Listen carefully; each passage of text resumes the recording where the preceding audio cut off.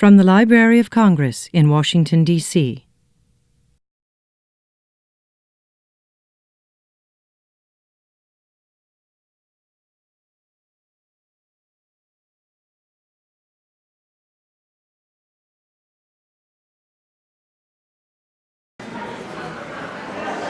Good evening. Good evening, everyone.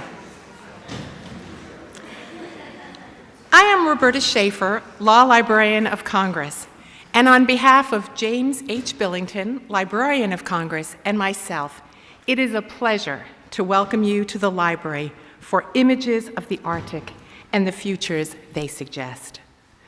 Our audience this evening is comprised of participants who bring myriad perspectives to this compelling topic. We are an assembled group of lawyers, ecologists, journalists, legislators, policymakers, businessmen and women, members of the military, healthcare providers, librarians, futurists, physicists, biologists, engineers, chemists, oceanographers, cartographers, curious and concerned citizens, and more. So now you know how the government finds out all that information about you when you provide your email. Our esteemed lecturer this evening is an established authority within all of these disciplines. Please allow me to take a few minutes to highlight his illustrious career. David D. Caron is professor of law at the University of California, Berkeley, and currently serves as the president of the American Society of International Law, co-director of the Law of the Sea Institute, and co-director of the Miller Institute on Global Challenges and the Law. He is a member of the Board of Editors of the American Journal of International Law and is co-editor-in-chief of the World Arbitration and Mediation Review and the SSRN International Environmental Law e-Journal. He presently serves as a member of the U.S. Department of State Advisory Committee on Public International Law, a trustee of the California Ocean Sciences Trust, and is a member of the group of advisors to the American Law Institute on the restatement third of the U.S. Law of International Commercial Arbitration. David is a member of the bars of the state of California, of England and Wales, and is a barrister with the chambers at 20 Essex Street. A Connecticut native, David Caron attended the United States Coast Guard Academy in New London, graduating in 1974 with high honors and emphases in physics and political science, and as commander of the Corps of Cadets. He served in the Arctic as the navigator and salvage diving officer aboard the U.S. Coast Guard cutter Polar Star, and then in San Francisco as the assistant chief of the Maritime Environmental Protection for California. He received the Coast Guard's Achievement Medal and resigned from the service with a rank of lieutenant in 1979. In that year, Professor Caron was named a Fulbright Scholar, and he went to the United Kingdom and attended the University of Wales, where he received a master's degree in marine policy and law. Following his graduation from Berkeley, Professor Caron served as a legal assistant to Judges Richard Mosk and Charles Brower at the Iran-U.S. Claims Tribunal in The Hague. In The Hague, Professor Caron began his association with the Hague Academy of International Law, and at that time with the University of Leiden, where he received a doctorate in law for a dissertation addressing the Iran-U.S. Claims Tribunal and the evolving structure of international dispute resolution. He next served as a senior research fellow with the Max Planck Institute for Comparative Public and International Law in Heidelberg and practiced law at Pillsbury-Madison in Sutro in San Francisco before joining the Berkeley faculty in 1987. Professor Caron is active in professional and public service. He served as the chair of the international section of the Association of American Law Schools. He was a member of the board of editors of the American Journal of International Law and served as editor of the International Decision section of the journal. David also was founding director of the Ocean Governance Study Group and the University of California Marine Council. He apparently has some free time, I don't know how, but he has sung with outstanding symphonies and choirs in the United States and Britain. He is an avid squash player and accomplished archer. Before turning the podium over to Professor Caron this evening, I want to take the opportunity to acknowledge the long-term and rich relationship that the library has had with ASIL. By way of example, our manuscript division holds the papers of 3 of the 4 first ASIL presidents, Root, Evans-Hughes, and Ho, and the papers of past presidents, Philip Jessup and Lester Woolsey. Recently, under the visionary leadership of Elizabeth Betsy Anderson, ASIL's executive director, there has been an increased commitment to more collaborations along the lines of this evening's event, which I know will be spectacular. We are grateful to both Betsy and David for strengthening our ties and for building upon our long tradition. David, if you'll come to the podium. Thank you so much.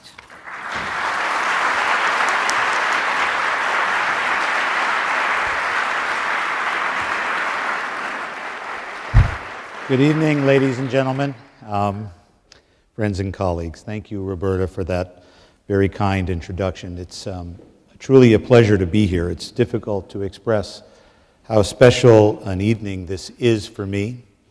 I'm very excited to be here in the Jefferson Building, for starters.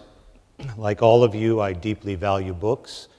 I value this library, and I have admired Jefferson, the person, ever since I tried to play him when I was quite young in 1776, the musical. I very much appreciate this opportunity from the library and wish to thank Roberta, Bob Newland, and Stephen Clark and the staff. I'm also thankful this evening because, as that long introduction describes, various circles of my life come together tonight for a moment. The circles are 4. First, there are families and friends. Thank you for all your support and for being here tonight. Second, there's a circle of friends concerned with the future of our oceans. A circle that has at its core my classmates from the Coast Guard Academy, and I appreciate their joining us tonight. Third, there's a circle of friends who have spent a part of their lives at the University of California, and welcome to all of them. It's a wonderful coincidence in my life that both the Coast Guard Academy and the University of California at Berkeley have as their mascot the bear. So I never had to change. It was wonderful. And fourth, there is a circle of friends associated with international law generally, a circle that has at its core my fellow members of the American Society of International Law. There are really numerous distinguished people here tonight that I should thank personally. I hope they will bear with me as I wish to dedicate tonight's lecture to a particular couple who serve this nation with great distinction and who are at the center of the circles of the Coast Guard Academy, the University of California at Berkeley, and international law, as well as friends. They are G. William Miller and Ariadna Miller. Bill Miller was born in 1925. He graduated from the Coast Guard Academy in 1945. While in Shanghai, he met the woman who would be his partner in all things, Ariadna. She, having grown up in Manchuria, her father being with the White Army, and she later having relocated to Shanghai. Together, they would have many adventures. They lived in Alameda together while Bill studied law at Berkeley. From there, they rocketed forward together. And I'll start. This photo shows Bill at the Coast Guard Academy in 1972. The pretentious young man in the middle is me. At that time, Bill Miller was the chief executive officer of Textron. Bill went on, with Ariadne always there, to become, among other things, the chairman of the Federal Reserve Bank, as well as the Secretary of the Treasury. A great American and citizen of the world, Bill passed from us in 2006. He is missed. As many of you know, Susan and I have been in Washington, D.C. for this academic year. We've had a delightful time, and we're particularly thankful for the time we have had with Ariadne. She is with us this evening. I ask that you please join me in celebrating Bill Miller and his fantastic wife and partner, Ariadne.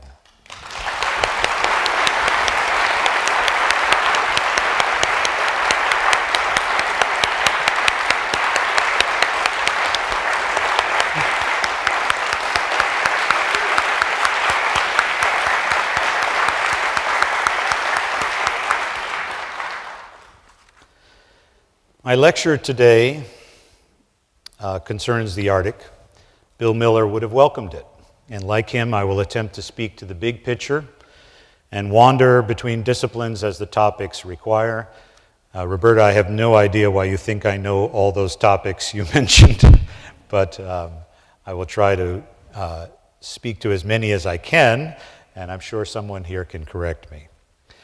My main theme tonight is that the many discussions of the Arctic that we hear can be approached, perhaps even understood, in terms of three images. I have listened to numerous speeches regarding the Arctic and its future. In my experience, the speakers can be like ships passing in the dark. They come from different directions. They go different places. They are concerned primarily with themselves and somewhat unaware of others. Some are optimistic about the opportunities that change brings. Some fear such change. Needless to say, this can be confusing, if not dissatisfying, for audiences. But in reflecting on these speeches, I find each speaker's thoughts are animated by an image of the Arctic. And my suggestion to you tonight is that if we can identify these images, they tell us something about the law and politics of the Arctic, something about the Arctic as a region, and something about the Arctic's future. In other words, I seek to describe visually what I have been hearing.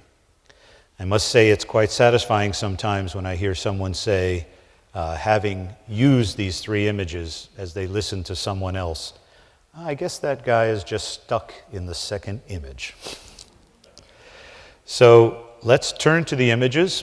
The first of these, I'll warn you, will take the longest. So the first image of the Arctic is the image that has dominated our vision for centuries. This is the image certainly of our parents, and it, in the true sense of this image, is gone. And that is a fundamental point. It is gone even though, as I will explain, it persists in a different way. This image is in black and white, although one thing I love about this photo is that it's actually in color. In it, pack ice, apparently empty of life, extends to the distant horizon beneath a slate gray sky. In this image, the Arctic is inhospitable and impassable. In this image, it is daunting to even think of skirting the edge of the Arctic Ocean, as Franklin's ill-fated expedition attempted in 1845. And that primal, humbling power of nature is an evident theme, for example, in Edwin Landseer's 1864 comment on the Franklin expedition entitled, "Man proposes, God disposes." So here, the threat that the Soviet Union and the USA posed for each other during the Cold War was not that they would come across the ice, but rather that their missiles would come over the ice. Indeed, here one does not think of crossing the Arctic Ocean, but rather one imagines heroic explorers reaching the North Pole only to return quickly. I found it interesting recently to look for Arctic books in a nearby antiquarian bookstore. And what was interesting was that they're placed on the shelves next to mountains.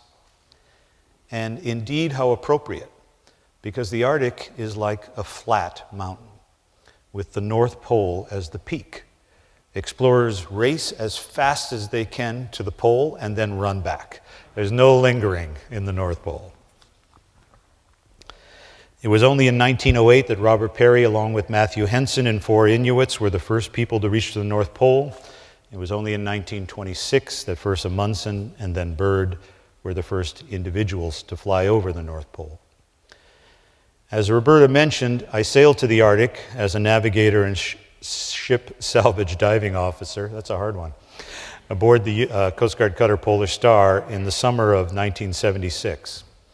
And that's me over there. And even then, we met the seasonal ice of the Arctic south of the Bering Straits and the permanent pack ice just north of Alaska. Even then, no American surface vessel had broken ice through to the North Pole.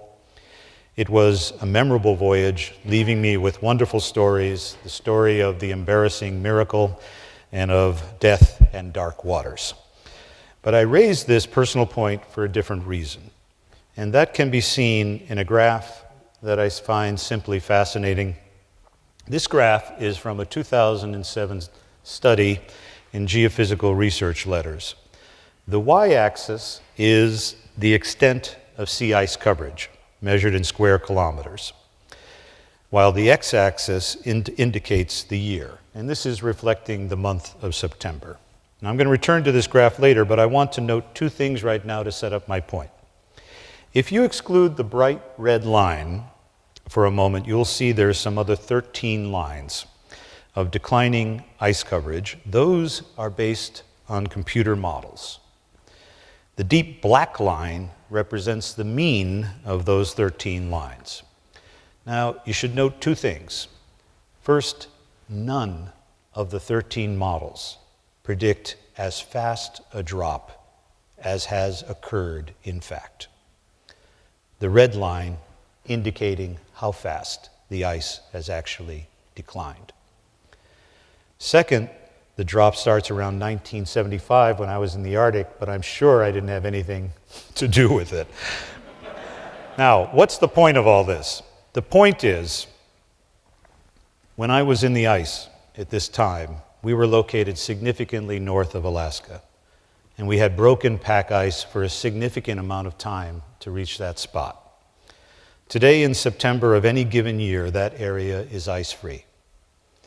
All this to emphasize that it is in our living memory that the image of an impassable area in its full sense has passed, is gone. In this image, both law and politics are dormant, asleep. As a noted Canadian scholar of the region, Douglas Johnson, wrote in 1970, the Arctic is largely hypothetical. Boundaries with neighbors are sketchy and unclear, but there's no urgency to resolving them. In general, the citizens of the circumpolar states live in the southern regions, and if the native peoples that live in the north wish to move about as if these unclear boundaries do not exist at all, there is little harm in their doing so.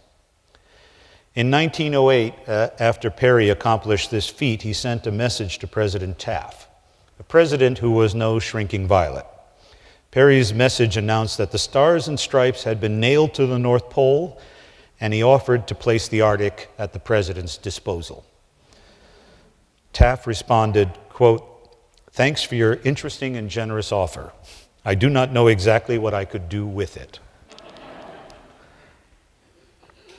All this to point to dormancy. In this image, it may very well be that valuable resources exist in the region, but their exploitation, like the exploitation of the manganese nodules of the deep seabed, may not be technically possible, and even if possible, do not yet make commercial sense. It may be possible to refer to an Arctic region, and it certainly is a region for the indigenous peoples populating the rim of the Arctic, but in another sense, it is a region delineated more by its absence rather than by its presence.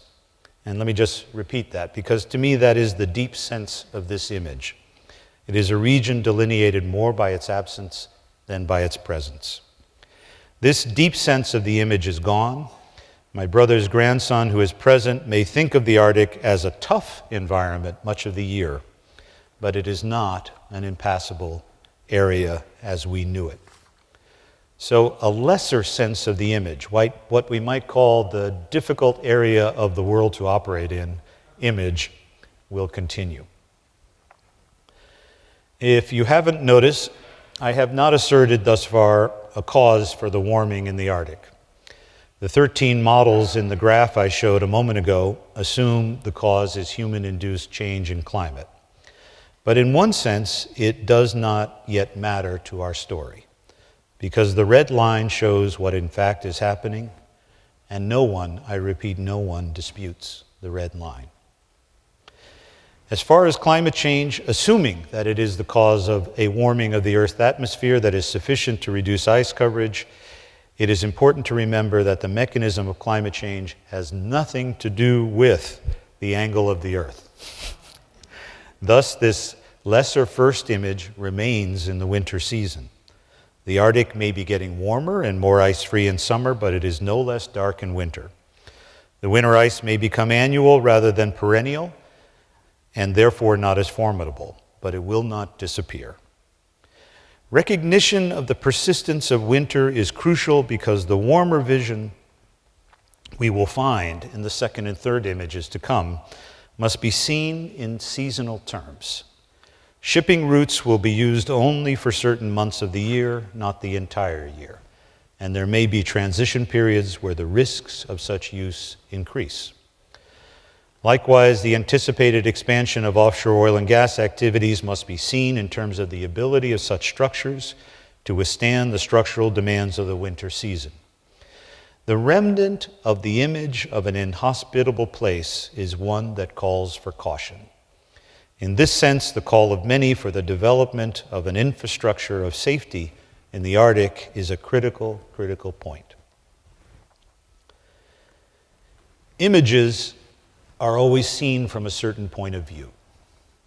This means we need pay attention to our own point of perspective and need recognize that seeing the first image as one of an impassable area is to see the Arctic from the outside. To those inside, the indigenous peoples of the Arctic, it is home. And here I do not use the word home in a southern romanticized sense, but merely as a fact. This ice-covered area is home to the Arctic peoples. For the indigenous peoples of the Arctic, law and politics are not dormant. Rather, the law and politics is theirs. It is particularly local, and it is primarily delineated by the extent of their particular community. In a sense, the warming that leads to the loss of the first image presents a situation with parallels to the long-distant age of discovery, but with a twist. In the past, Europe did not know of the Americas. Today, the world knew of the Arctic, but was not particularly interested. In the past, the Americas were discovered. Today, the Arctic becomes less inhospitable, and as a new Arctic emerges, it is, in a sense, also discovered. In the past, the people of the Americas awoke to find European peoples claiming their lands. Today, the peoples of the Arctic awake to find the peoples of the South more interested in the lands where their homes are. The key thing to recognize here is that not only the first image of an impassable area is gone, but the pristine isolation of home seen in the mirror of the first image is also gone. Thus, the challenge to the indigenous peoples is twofold. Their lands are changing, and others are now more interested in those lands. But stories are always more complex, so a bright note. I was at a meeting in Alaska where the elder of a tribe was telling the story of his tribe, and in particular addressing this sense of loss. And he said that it was perhaps not so difficult for his people, his particular people, because the oral history of his tribe, reaching back generations, spoke of a time when the Arctic was green and predicted that that time would come again. So what do we take away from the first image? First, whether you see it as inhospitable or as home, the deep, unchanging sense of this image is gone. Second, what takes its place is an image of a region not delineated by its absence from the map, but rather thought of as a region that is changing and that remains for most of the year an area that is particularly difficult both to live and operate in. And that difficulty reminds us to approach the region with caution. Third and last, the awakening of interest in the Arctic involves a transition. It means a transition for those outside and for those who call it home, a transition to be approached with sensitivity. It also means, and this is important, that we should not assume that we have fully awakened from our long dormancy, that we yet fully appreciate the range of issues present. And let me give you an example of a question that in my view is still so dormant that President Taft would probably have the same reaction if I were to raise it. Now I'm going to come back to this map in a moment, but I want to use this map for a second to draw your attention to Greenland. And let me share one fact, namely that Greenland is an autonomous political unit of Denmark. The dormant question is, what is U.S. policy, Canadian policy also, long-term regarding economic and political relations with Greenland? For example, should Greenland be invited through Denmark to have some relationship with NAFTA? If you were to raise this question in circles, at least to my experience within the U.S. government, it would be an odd question, even though Greenland is here primarily in North America. Greenland has the largest reservoir of fresh water in the world. It has an unknown, but in all likelihood significant amount of oil and minerals. It is 5 times larger than California, or to put it in East Coast terms, it's 12.5 times larger than Florida. Yet it has a population of only 55,000 people. At a conference in Germany last fall I attended, a Chinese scholar predicted that China in time will invest heavily in Greenland. I raise this not to somehow generate hysteria. I raise it to emphasize that we should not assume we have fully awakened from our long dormancy to appreciate the full range of issues present in an emerging Arctic. The second image, the ring. The second image is taken from a 2005 NASA composite photograph depicting the extent to which summer ice has retreated in recent years. Here, the center of the Arctic remains impassable to all but icebreakers, and even for icebreakers, such passage takes time, consumes fuel, and involves some risk. But although the center remains impassable, there is now a ring of water around the Arctic Ocean. In contrast to the impassable sense of the first image, there is now the possibility of following the coastline, skirting the land on one side with the ice on the other. In this image, the Arctic nations are now more aware of the Arctic, and they speak of their Arctic policy. But the crucial twist I want to assert in this image about the law and politics implicit in it is that the image is actually deeply nationalistic and deeply inward-looking. Why do they focus inward? Warming has resulted in the reduced ice, but it is the oil that drives attention. In this image, each coastal state looks inward and asks what value, what oil or gas, what fish is in its portion of the accessible ring. In this image, each Arctic state focuses on its portion of the ring, and as a result, each in turn focuses on its borders with its immediate neighbors. It's not the reverse. Often the news will focus on the borders, but the borders are actually incidental to our looking inward.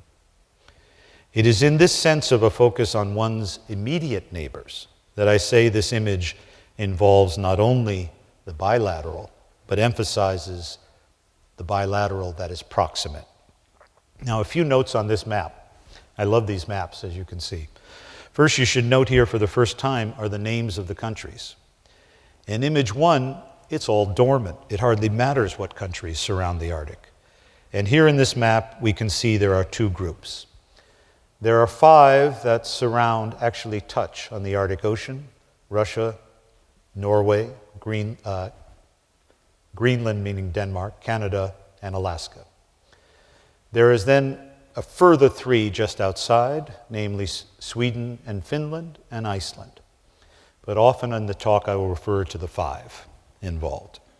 Second, this is a very simplistic rendering of, as a newspaper can often be, of the USGS map. This map predicted the amount, gave an estimate of likely oil reserves in the area. What I find interesting in the more complicated map is that the many discoveries are here in Russia. It's not to say the potential is not elsewhere, but the proven so far. And finally, if you go back, it points out that there is estimated to be 90 billion barrels of undiscovered oil. Obviously, that's a very rough estimate, but just to put that in perspective, that's about 3 to 4 years of oil at our current consumption rate. Now, if one looks inward, one starts asking about one's boundaries.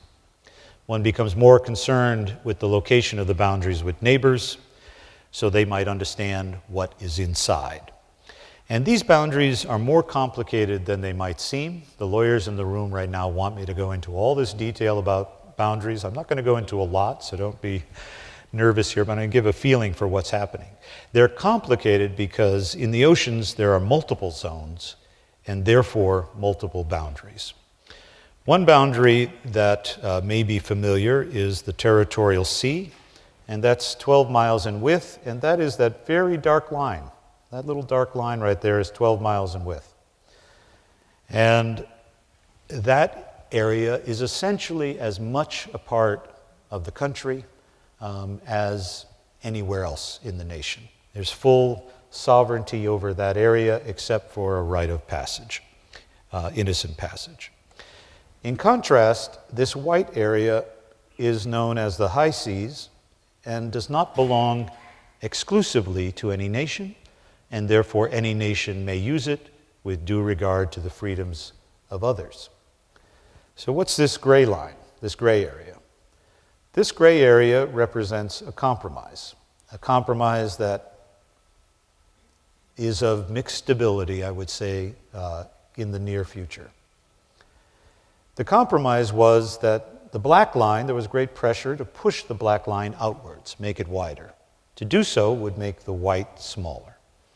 The desire to push outwards was oil or fish, and so the compromise represented in that gray zone is a zone 200 miles in width, in which the rights in the fish and in the oil are broadly speaking given to the coastal state that is nearby.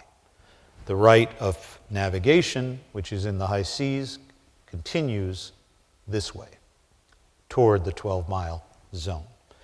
So a full 12, and then a limited rights out 200, high seas in the middle. Now,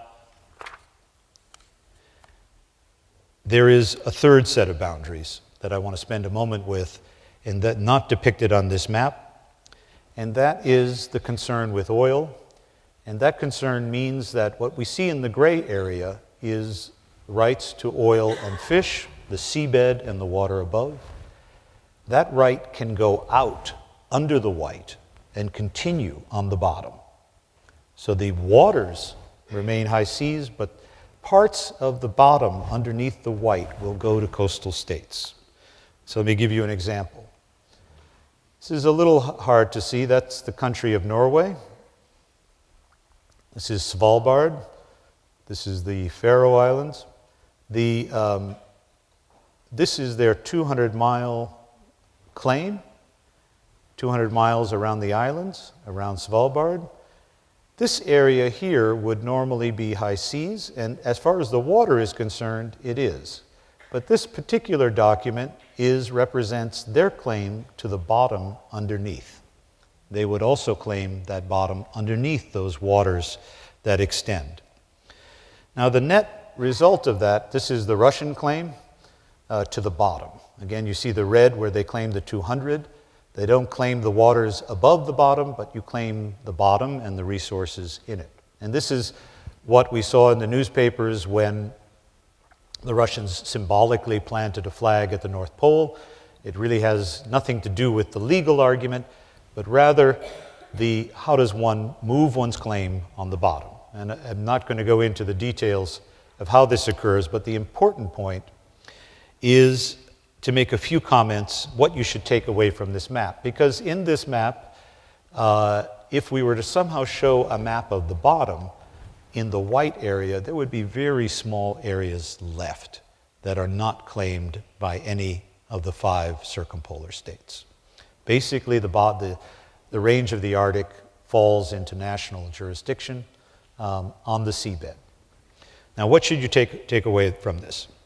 So first, you will see a lot of comments that the Arctic is basically divided up. In one sense, that is true. As far as the fish, as far as the oil, what we've seen is a division of the Arctic. What is inaccurate and normally not mentioned is it is not divided up as far as navigation. So navigation means if we had a map only of navigation rights, we would have the territorial sea and everything else would be white. And that's important to keep that unifying aspect in mind. Second, it's often said in the press that there's a land rush underway in the Arctic with potential for conflict. And that is not true. The oil that is known about, as we saw earlier, is closer to shore. What we more see in the Arctic is nations staking out what they believe their claim to be. Most of the claims have been diplomatically resolved. The seabed ones have a ways to go. And indeed, what we see is joint exploration of the seabed in order to generate the information necessary to map out the seabed. Now, there is one exception to these boundary issues in the Arctic, really, and that is close to home, and that is between the US and Canada. Let me go back here. We're talking about this line right here. And that is a disputed line, and I'll just spend one moment on it. Basically, the dispute from the US side is that the line should follow perpendicular to the basic direction of the coastline, whereas the Canadian argument is Alaska and Canada have a land boundary by treaty that follows a line of longitude, and by treaty that should continue into the ocean. It's a significant dispute. I mean, the area is significant. It's also significant because that is a likely area of oil. This is a Canadian map showing some of the leases they have made.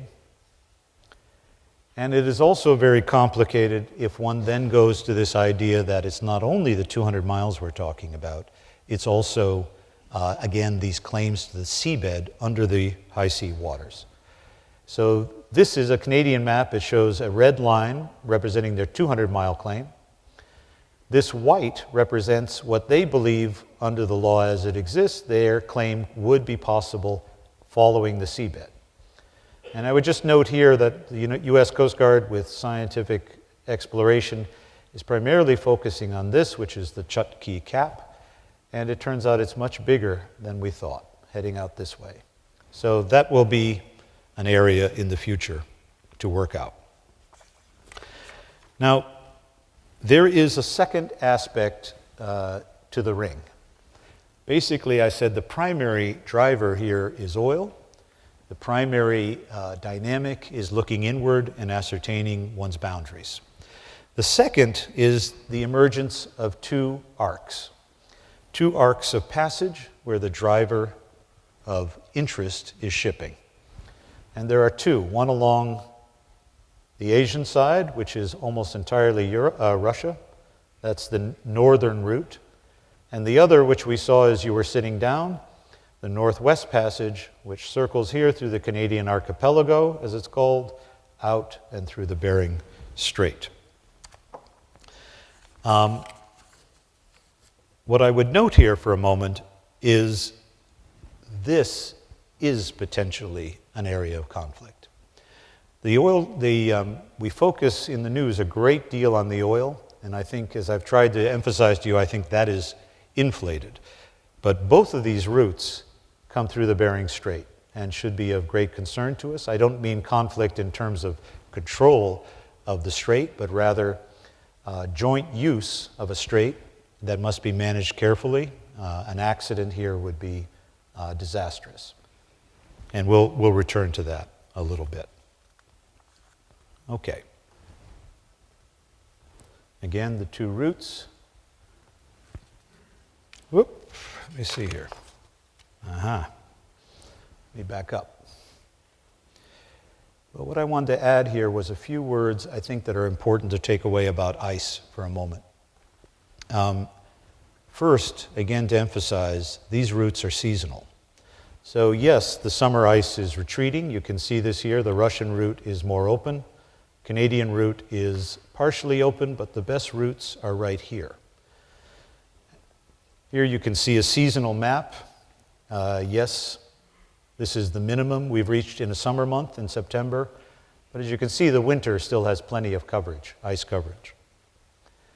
And this is the important point here to get a sense of how the ice is changing. The ice moves, there are currents that move the ice. You can see the older ice is disappearing over these years, up to 2005, but it also pushes toward the Canadian archipelago. So the Russian side opens more naturally, earlier than the North American side. And we can expect that route, as has been seen, to open first. And this is to emphasize the potential conflict in the Bering Strait. Potential point of tension, let me put it that way. Now, what do we take away from this image? Again, two major things are happening. The primary dynamic is that reduced ice coverage and the possibility of oil leads the 5 Arctic states to look inward and to stake out their claims as to the edge of what is theirs. The rules to do this by are relatively clear. The disputes are not many. Actual oil exploitation is still some ways off, particularly if one moves far from shore. The second dynamic, and the secondary dynamic in many ways, is driven by savings in shipping, and this dynamic leads to the emergence of the 2 arcs. All right, 2 images, and let's talk about the third. The third image is an image of the Arctic in the not-too-distant future, perhaps 2030, perhaps earlier. In the summer of that year, for the first time, there is no summer ice. It is an image of a semi-enclosed ocean, although it is important to note that that body of water is 5 times the size of the Mediterranean. Likewise, it's important to appreciate that even if the seabed, as I described, was substantially divided up, a significant part of the surface water of the Arctic Ocean will be high seas, open to fishing, and almost all of it will be open to navigation. Now, this image leads to 2 significant shifts from the second image. First, the circumpolar state looks not only inward, not only to its neighbors, so as to define itself, but each of them looks outward across the sea as each state recognizes it is an inseparable part of the larger Arctic Ocean.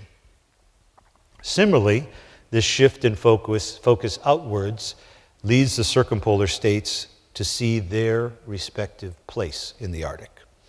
In the second image, each state is looking in, and in this sense, each is equal.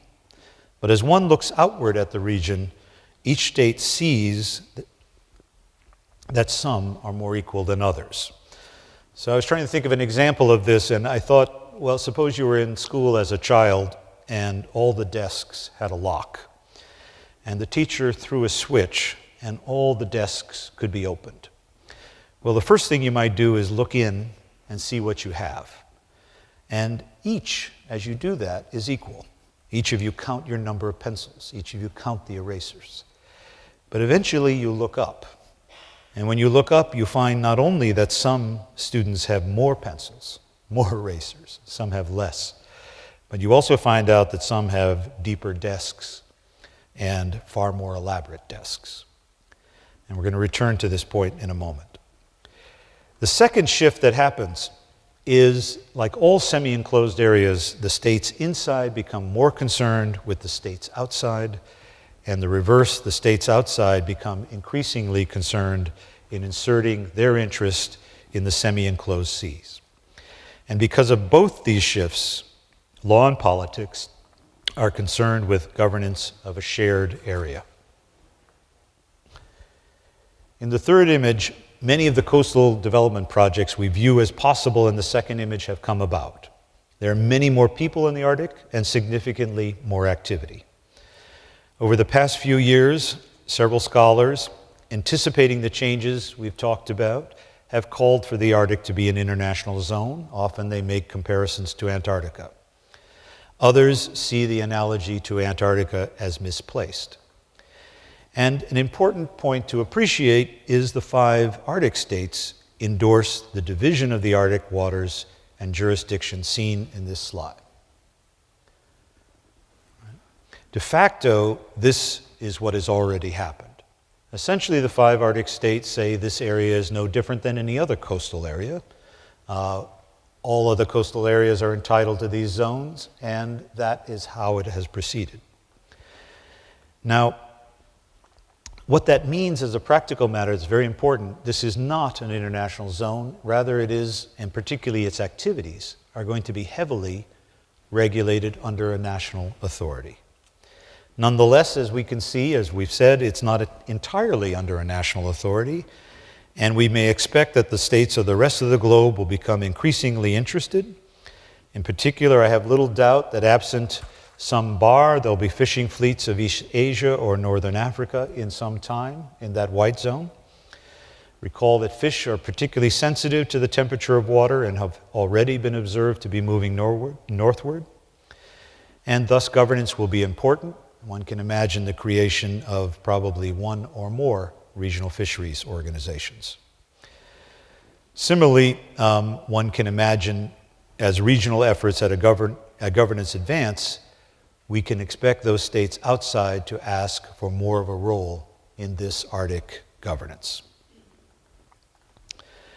But if the Arctic is heavily under national authority, then there is an absolutely crucial point to be made, and this goes back to everyone looking up from their desks in school.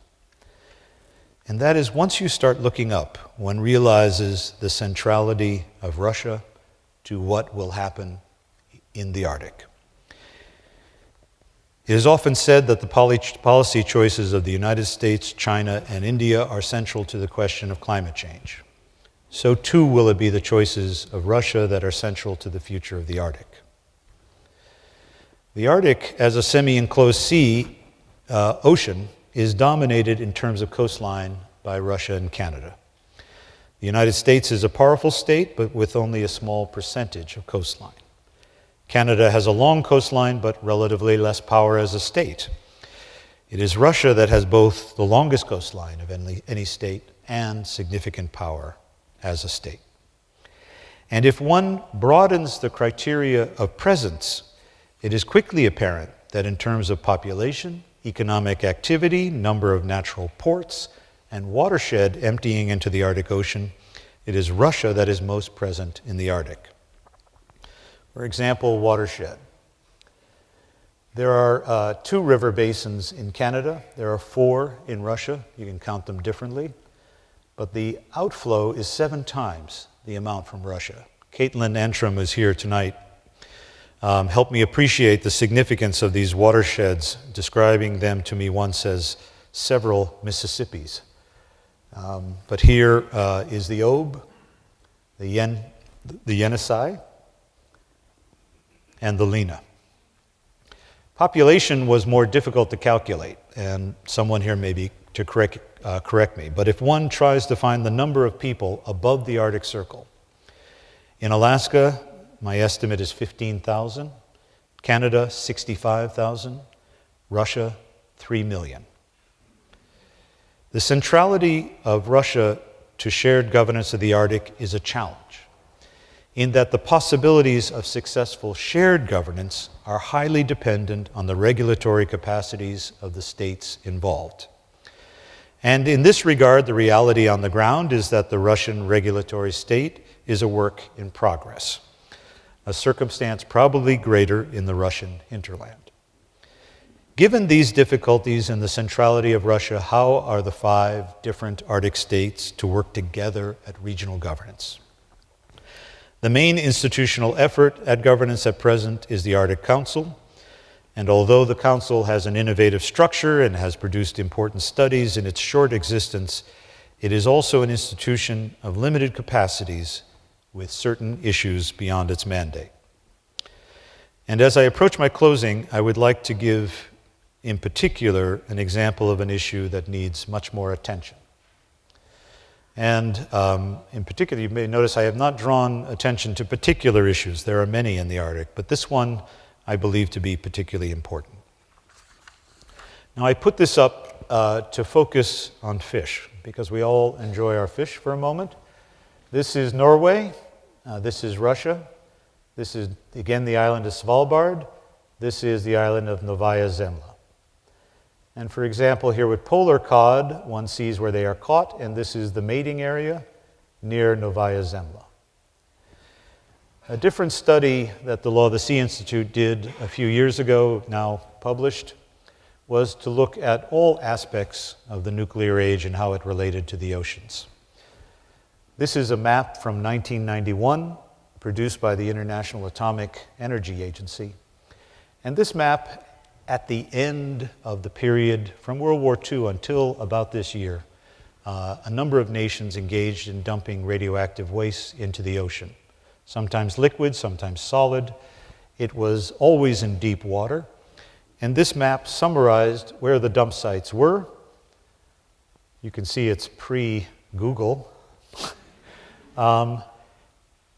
And what is interesting about this map, it was released roughly at the time that the Soviet Union ended and did not reveal where the Soviets had been putting their waste. If one goes, I just want to place us back again. Here's again Norway, here's Russia, here's Novaya Zemlya. Novaya Zemlya being the primary location of Russian nuclear weapons testing. There are 2 maps to show you here. One is liquid nuclear waste in these areas right here. So this would be in barrels. Barrels with one admiral, Russian admiral, told me an estimated life of 50 years. It's partly that they're in these areas. It's partly, if you notice, they are not at depth.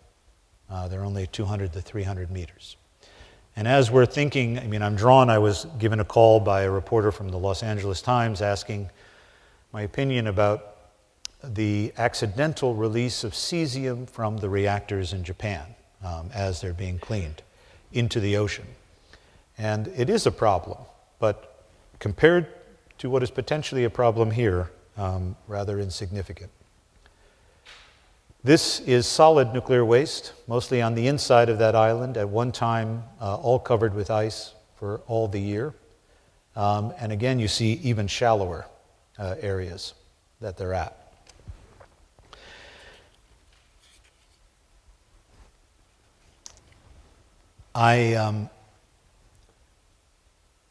What can one say? Nothing has been detected in the water in the limited studies in the Barents Sea. Indeed, the Barents Sea is often described as pristine. But let me note, I asked the Scandinavian ambassador during that study, isn't your country concerned? His frank reply was, of course we are, but we have no evidence of a problem yet. We do not wish to induce a false fear in the public. And even more, if there was a problem, it's not clear what we would do. But certainly there must be some midpoint between hysteria and indifference. This question will not go away. At a minimum, the area needs to be mapped and monitored, and the technology to contain or trap the barrels needs to be developed now rather than later. Now, I turn to this slide because even with the depth of that problem, I find particularly good news in Russia. And that is, when you follow Russia, the Arctic is described as their future. And if you could somehow turn the world upside down in your mind, all those rivers become Mississippis for Russia. The inaccessible part of their country all of a sudden opens. And much of their hopes for development in that part of Russia turn on this. So one can hope their future and their hope for that future suggest more attention to the area. Now, I'd like to close with a few things, what we should take away from the third image, and what I would draw generally about the Arctic's future. And then we can turn to questions.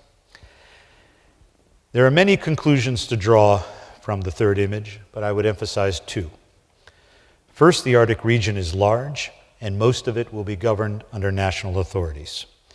There will be regional fishery management organizations, and there will be substantial free navigation under special rules of the International Maritime Organization. But in the end, much of the Arctic is under national authority, and we must work to coordinate it. Second, I have spent some time with you to emphasize that Russia will govern a substantial portion of the Arctic. But it is perhaps even more important to recognize that Russia will go first in virtually every activity in the Arctic. We must remember that the tragedy surrounding Japan's nuclear reactors damaged by the tsunami may affect the use of nuclear power elsewhere. So too will the experience of Russia in the Arctic affect domestic debates in all other Arctic states, including the United States. In this sense, and in some ways ironical, it is essential that all work with Russia to ensure its success in the Arctic. Finally, let me close with the observation that these three images exist concurrently, and the belief that it is important that we hold them simultaneously in our minds and indeed in our hearts. The general effect of warming is to give more influence to the issues present in the second and third images, and in essence to accelerate our moving from the first toward the third, and only to a lesser degree toward the second, and to a lesser degree toward the third. But each image contributes an essential part of the Arctic's future. The first image gives us respect for nature in the Arctic. It reminds us to be cautious, and it carries in it a sense of loss that is appropriate. The second image, in contrast, carries within it a sense of opportunity and of excitement that is appropriate. It gives us frontiers and challenges.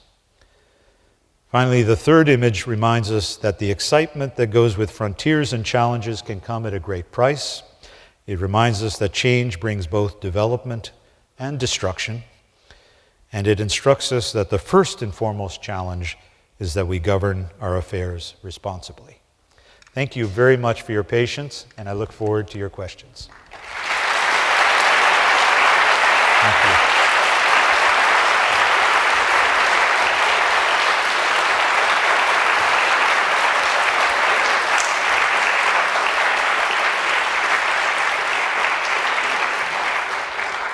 Now, Roberta, our plan is that I'll just take questions directly if you have some, and she will cut me off.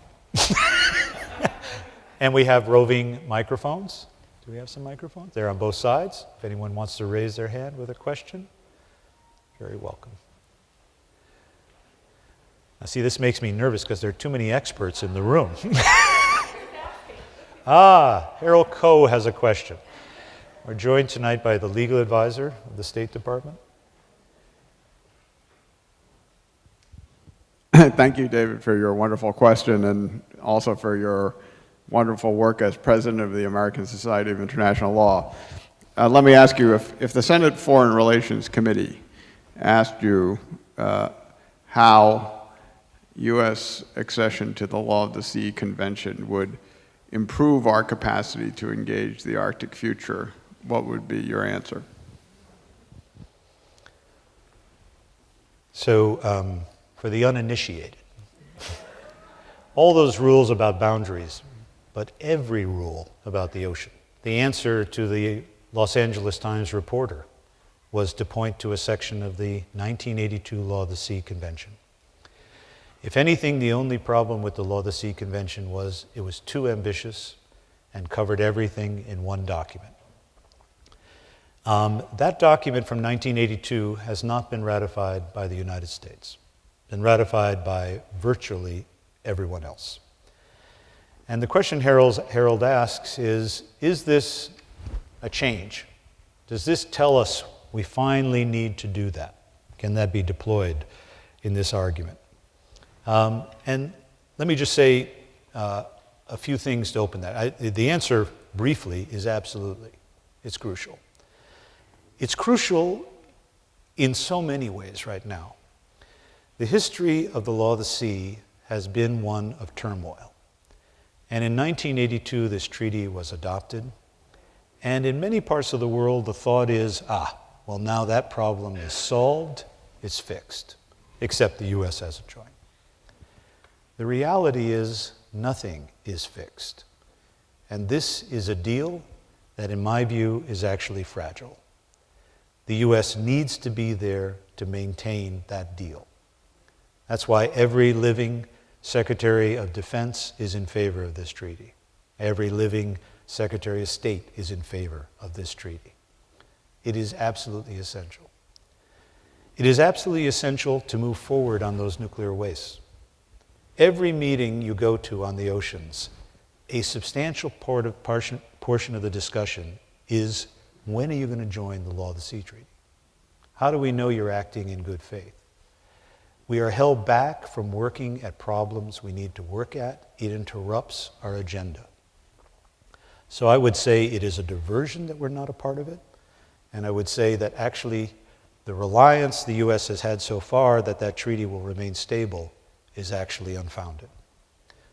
If we want that treaty to last, we need to be part of it.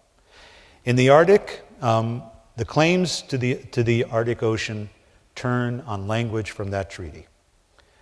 And although the U.S. proceeds as though we were a party in some way to that treaty, we need to be part of it in order to clarify that. It is a shared language. It's in the interests of the United States. I very much hope that we move forward on it. Another question. Yes, Ambassador Bolton.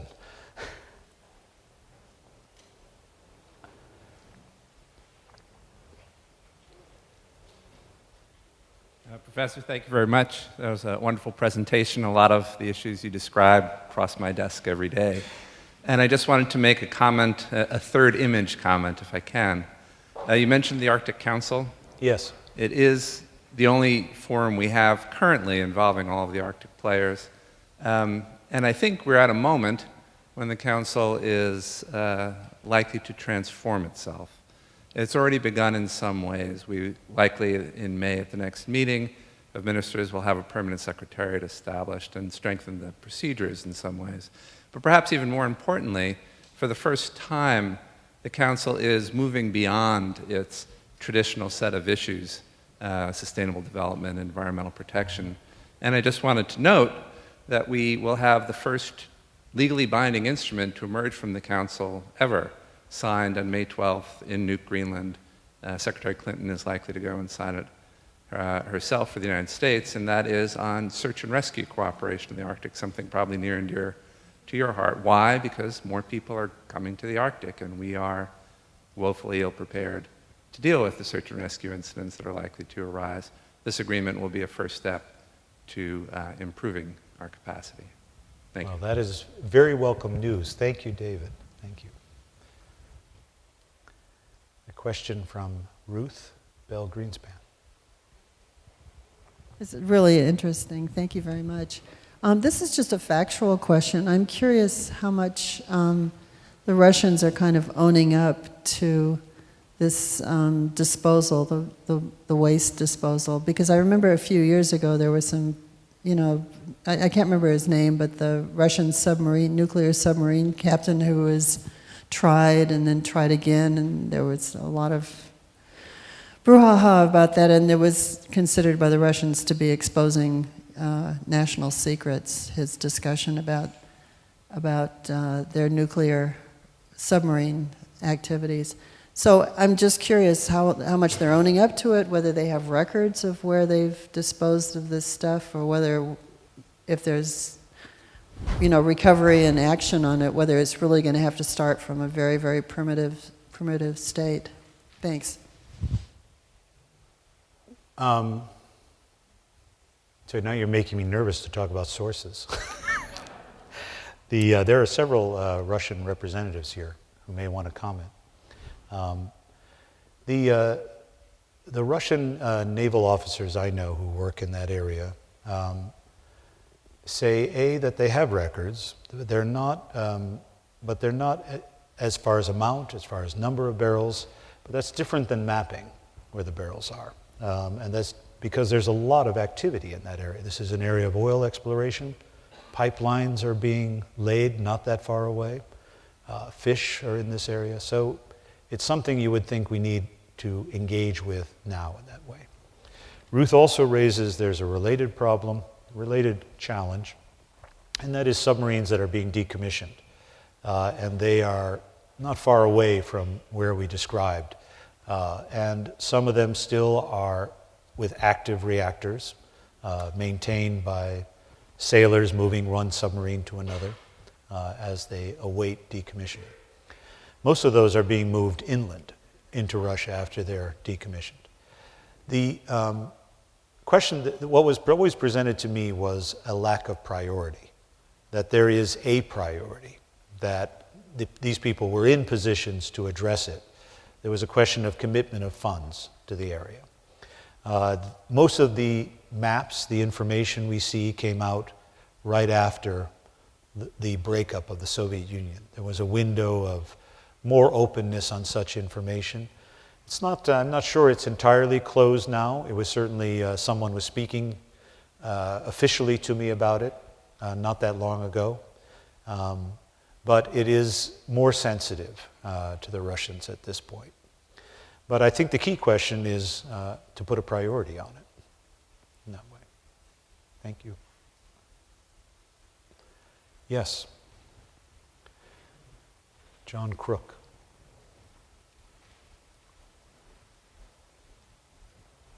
Thank you, David, for a wonderful presentation. I noticed on at least one of your charts, it appeared that the Canadian archipelago was shown as being wholly subject to Canadian jurisdiction.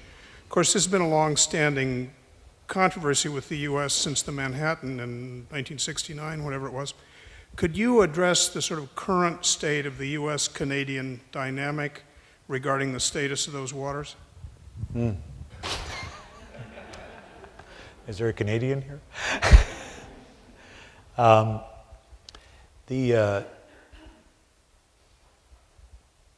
Let me, first in layman's terms, the Canadians have sensitive sovereignty concerns, overriding, I think, for a moment, the technical argument. They have a relationship with the U.S. that they want to be clear, that goes back in time. So for them, and they have an ecological awareness that makes the sense of ships transiting that archipelago, having a right to transit that archipelago, and that is the U.S. position, that there is a right to transit it, makes that particularly difficult for them. Privately, some of them say there must be a way to work this out, that somehow their interests in the area could be recognized and there could be agreements how to pass through. Technically, in my view, the legal arguments are on the U.S. side in this case.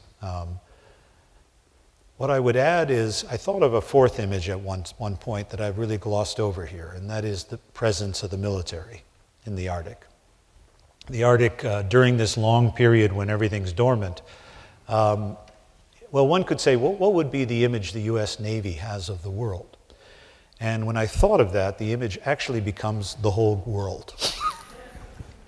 They think globally, they think consistently. We have to be consistent everywhere in our policy. During the Cold War, the U.S. military certainly was aware of the Arctic, of its importance.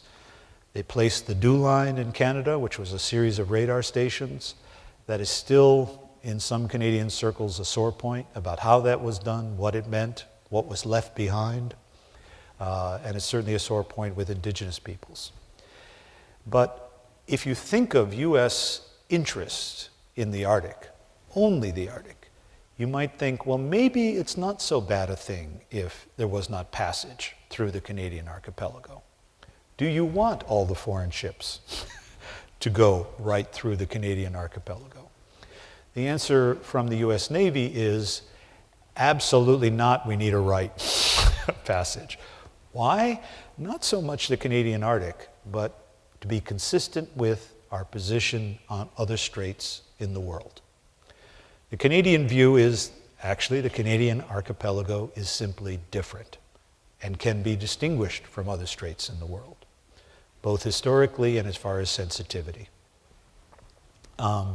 That's the range, I think, of argument going on. But the U.S. position is very strong in terms of, as far as I can see, in seeking a rite of passage. Informally, there probably will be agreement for some time. The issue becomes, is particularly problematic right now, I would say. Let me just go forward a little bit here. Did you turn off my clicker? There you go. Right now, the passage only opens more in the southern part, where it's shallow and rather narrow. As you go farther out, the passage is actually deeper and a little easier, but that's the area that's most ice clogged right now. So it may become less of an issue for both sides farther in the future.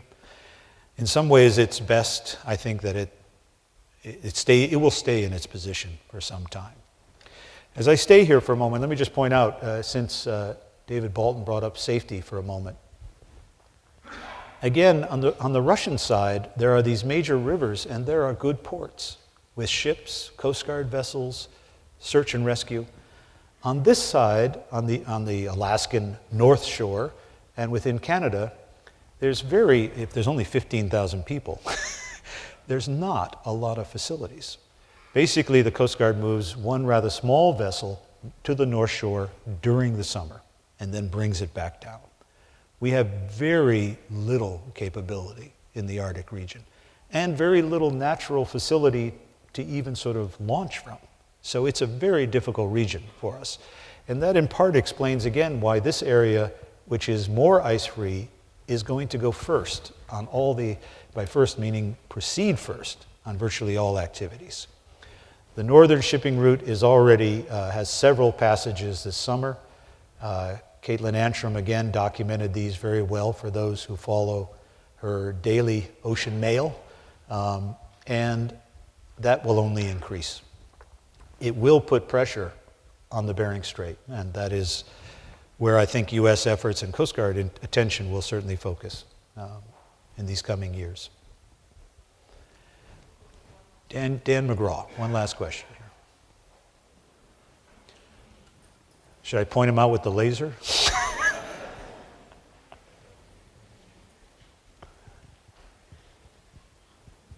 Thank you. Very interesting. I find the idea of the images arresting. At one point you said up until that point in your presentation, it didn't matter what was causing the warming. But I think you never got back to why it might matter for those images. And clearly for the first image, it seems to me clearly that it matters to the Inuit and the other indigenous residents of the Arctic why their lifestyles are being destroyed. And why other impacts on them are happening, whether it's anthropogenic or not. But are there other impacts? You must have been thinking of some, if I understood you correctly. Yeah. Well, part of my intent in saying that is actually to be subversive. Because sometimes if you are a skeptic of climate change, then you start to resist the facts entirely. And partly what I want to point out is that red line is there. How fast that red line keeps going, that is a question of climate change. Is it human-induced? That certainly is my view. There was a recent study that came out only a couple months ago, pointing to the temperature through the Fram Strait right here. And this is measuring as in most cases, you're measuring it indirectly through the creatures that are on the seabed floor. And you can find out the temperature of the current as it went north through the Fram Strait for, in this case, 2,000 years. And it is the highest it has ever been in 2,000 years. And they were also relating that to climate change. I'll say one thing to point to Dan's thing about what is unique, I think, about the climate change. And that is, how does one approach problems? On the one hand, if you think of a changing environment and now you're going to bring oil production to the Arctic, we have tried to deal with oil production in difficult environments in the past. I'm not saying it's easy, but it's a problem we've thought about elsewhere, and we can try to think about it here. Climate change presents new problems. They're systemic. It's not about having a marine environmental protected area and somehow protecting species. Species are going to be changing on a large scale. And we don't have tools to address that big change. And I would say that's a giant difference coming. So, but that is our challenge, and I'm looking forward to working at it with Dan. Thank you very much.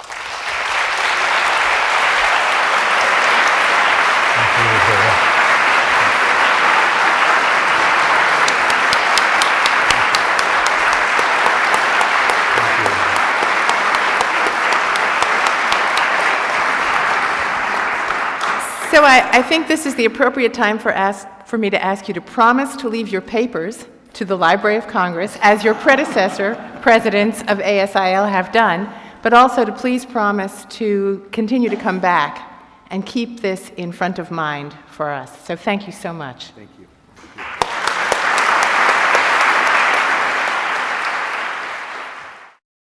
This has been a presentation of the Library of Congress. Visit us at loc.gov.